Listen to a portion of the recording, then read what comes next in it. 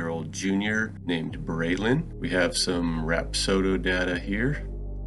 We'll kind of talk about that briefly in the video, but I do want to cover some things up front of what we'll be looking at.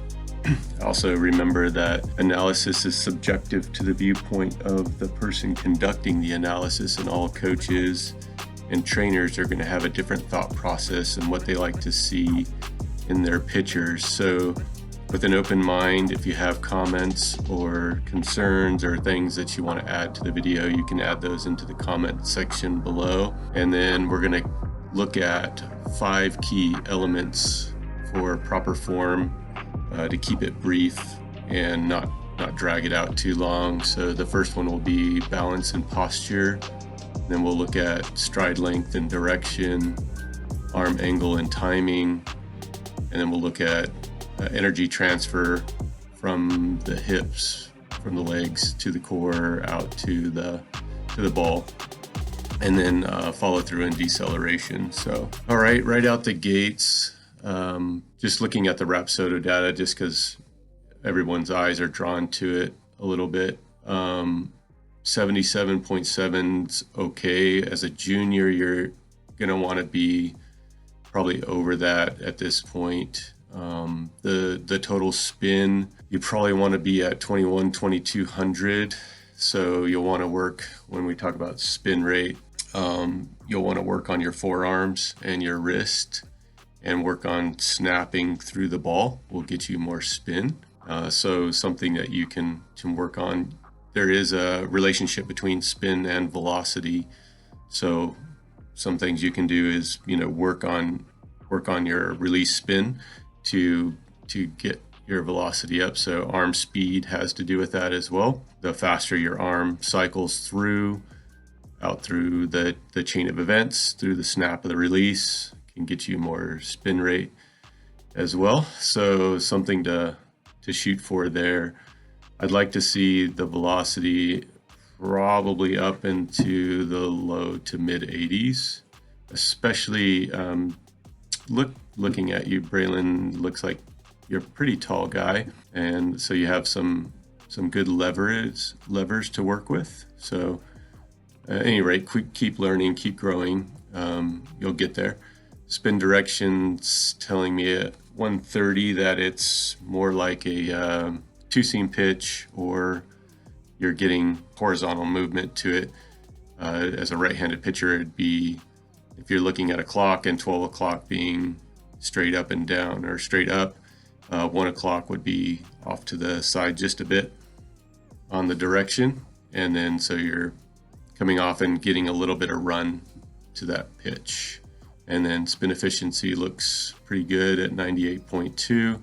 Obviously, the more efficient the spin, the better. So most of the time, there's some subjective to that. If you're trying to accomplish, a gyro pitch or something, sliders, so there's going to be things that are going to be a little bit more inefficient in path or in spin by nature, because of the way you're wanting the ball to go or where you're wanting the ball to go. So not always true, but on your fastballs, you do want a greater degree of spin efficiency. So, okay, so let's dive into Braylon's mechanics here. We'll take a look at height real quick. I just want to make a mental note to myself, or a visual note. So it's here to here, so we're probably here to here, something like that.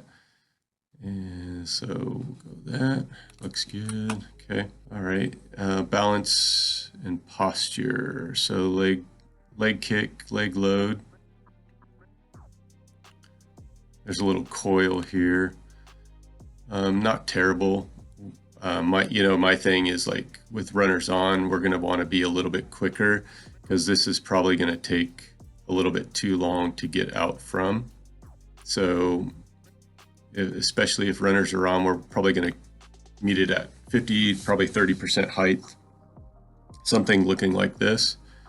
And then one other quick thing, it looks like here, if I'm looking at your hands to handbrake here, it's almost like you would cast your hands away from me. Now, I don't know, I haven't gone into the video yet, but Maybe a little sharper break on top of the ball with your glove hand facing down to break, maybe a little bit sharper and quicken up your arm. So this to me says you'd probably be a little bit longer in your arm path. And as we go into the video, I guess we'll discover that.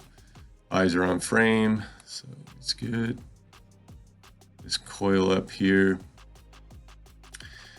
I'm okay. The back looks a little bit, rounded here. I would rather, if we're talking about posture, like you can bring your chin over your abdominals a little bit, but you don't want to compromise your back strength in this position, I don't think. So I'd like your back to be maybe a little bit straighter here and not coiled in. Again, this is subjective, man.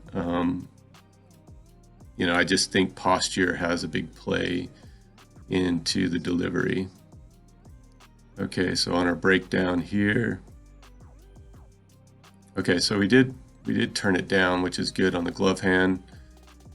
And then on approach, it looks like you're getting stuck here, like your shoulder tilt this way is way too great a degree.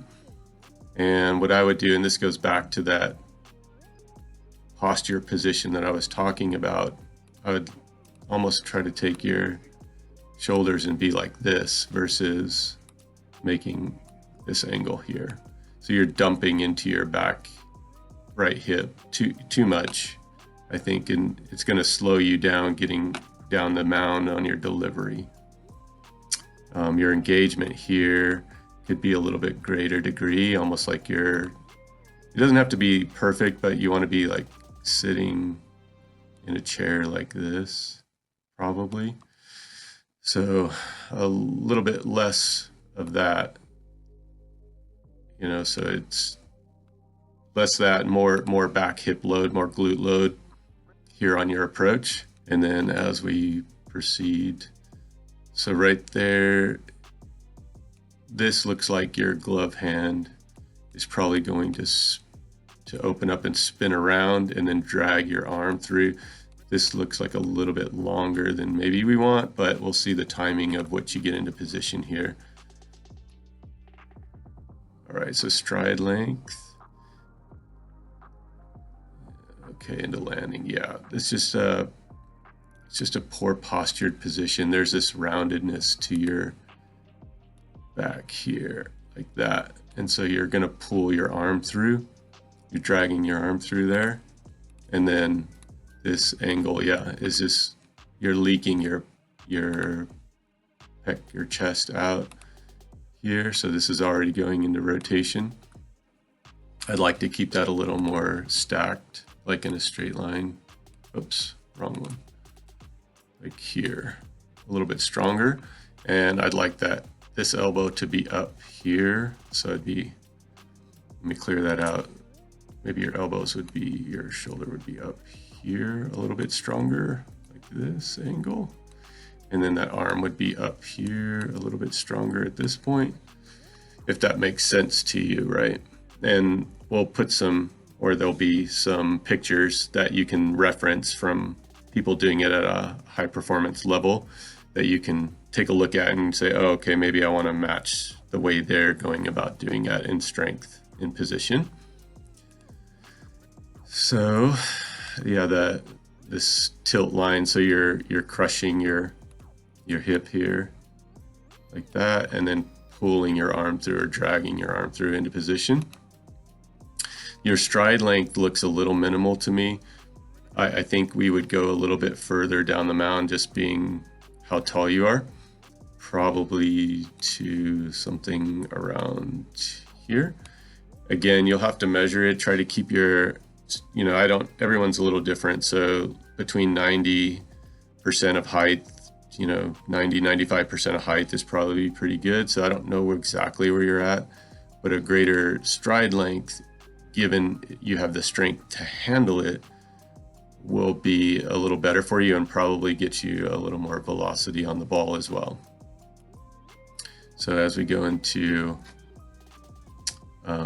energy transfer here.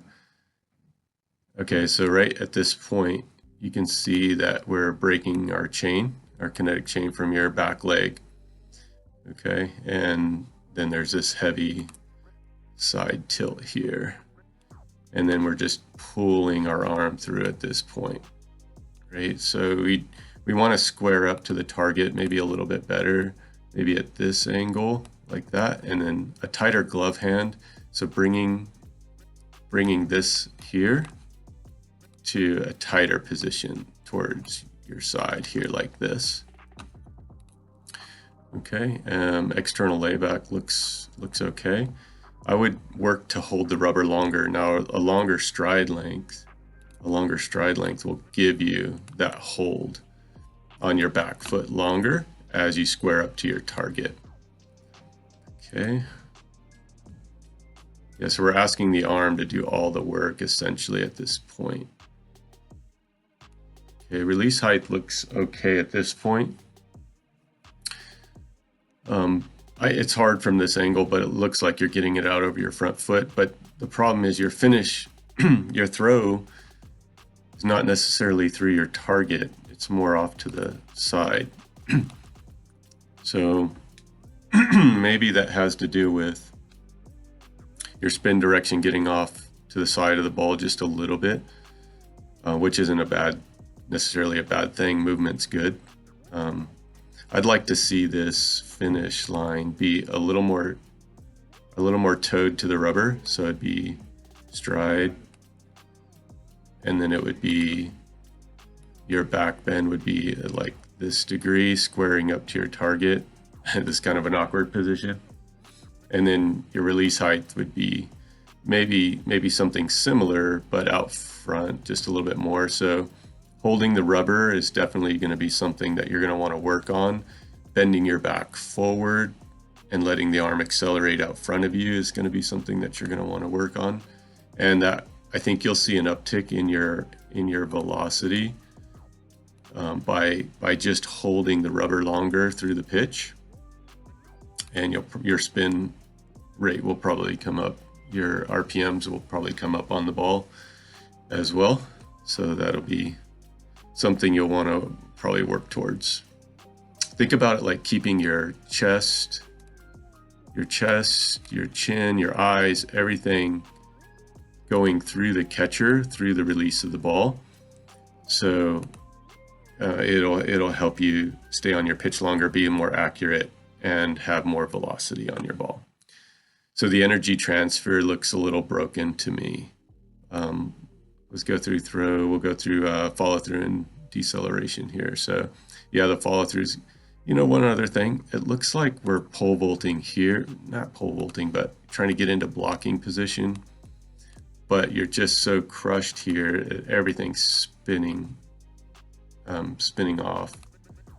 You're spinning out of it like this. So it's just not a good position to be in on deceleration. I think we can do a lot better job. You're hammering the posterior rotator cuff here pretty heavy through your deceleration. So your longer stride length, I think, is going to help with that here. So this is just keep going, crashing left is what we call it here, is kind of crashing left. And then you're getting into your blocking position a little too late, or too early, sorry. I think we can get it into it a little bit later, and you'll be a little bit stronger for it. This arm, it's not the end of the world, but try to be loose, maintain looseness, and be a little calmer. Watch this front. Oh yeah. Watch this foot come off the rubber here. So you're just kind of slinging your body into position, and you don't have the strength to hold it in the position that you want it to be in. So you're falling down the mound. So something you want to think of is like your foot being stapled to the ground here, and then allowing your hips to rotate around like this, and then just calmly bringing your back leg into alignment here, or over here even, but not being so chaotic through the finish and follow through and deceleration piece, and then your arm swings back up at the end. I'm thought process is that I don't like such a heavy swing back up. It just adds more torque to the shoulder. So I like to maintain looseness, but allowing the arm to decelerate and kind of calm after the pitch, to me, is a little more efficient path to take with deceleration than trying to be so violent, swinging the arm back up. So yeah, anyways, there's a few tips for you, Braylon. Hopefully that helps.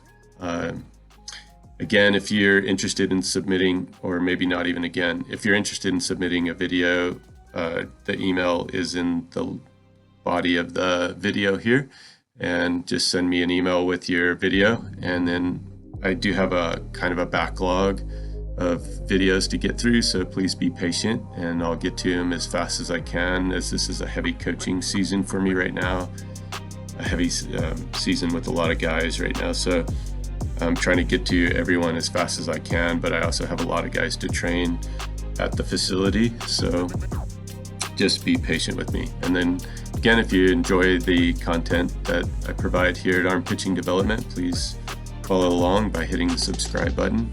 And then for more pitching tips, drills, exercises, and workouts, stay tuned. And don't forget to hit the like button on the way out. So until I shoot the next video or go over the next video, we'll see you guys next time. Have a good day.